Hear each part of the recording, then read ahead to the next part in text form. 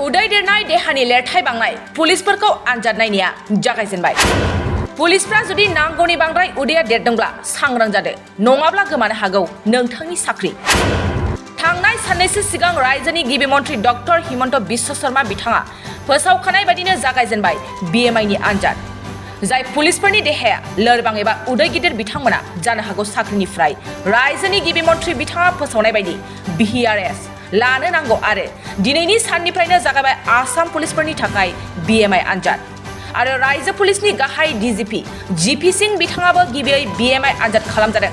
नंगौ, बे समाव मोनसे गिदिर खौरां, गुवाहाटी काहिलिपारानि 4थि APBN आव DGPनि BMI आनजाद आरो MBI आनजादा जुदि मोजां जाफुंसार जायाब्ला लानो नांगोन BRS रायजोनि साफ्रोमबो पुलिस बिफानफोरखौ BMI आनजाद नायगोन। साफ्रोमबो पुलिस मावथिफ्रा गावनि देहानि सायाव जानांसिगोन सांग्रां, नङाब्ला साख्रिनिफ्राय लानांगोन BRS। बेखौ लानानै रायजो पुलिस बिफाननि गाहाय DGP GP सिंहनि गेदेर फोसावनाय।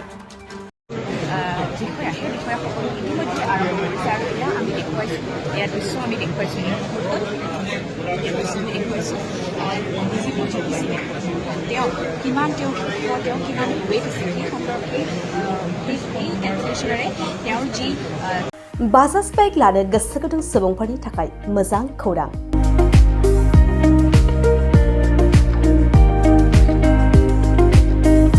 क'क्राझार जिल्लानि सेरफांगुरियाव थानाय पंका एन्टारप्राइज बाजाज श'रुमआ इन्डिपेन्डेन्स डेनि स्पेशेल अफारखौ लानानै फैदों। बे श'रुमाव थांनाय 1 आगस्तनिफ्राय 31 आगस्तसिम इन्डिपेन्डेन्स डेनि स्पेशेल अफारजों लोगोसे एक्सचेन्ज होगासिनो दं।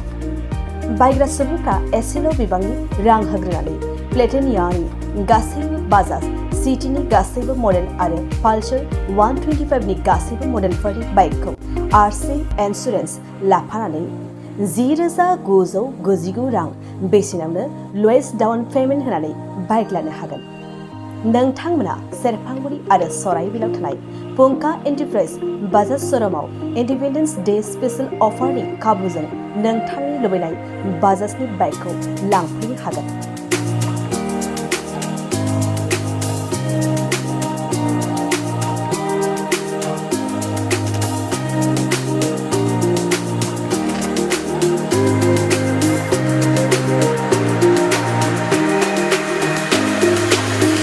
खाबुफोरा जादों 5 लिटार पेट्रल फ्री, गंसे हेलमेट फ्री, बाइक बायगिरिफोरनो 1,000 रां केशबेक हरफिननाय जागोन।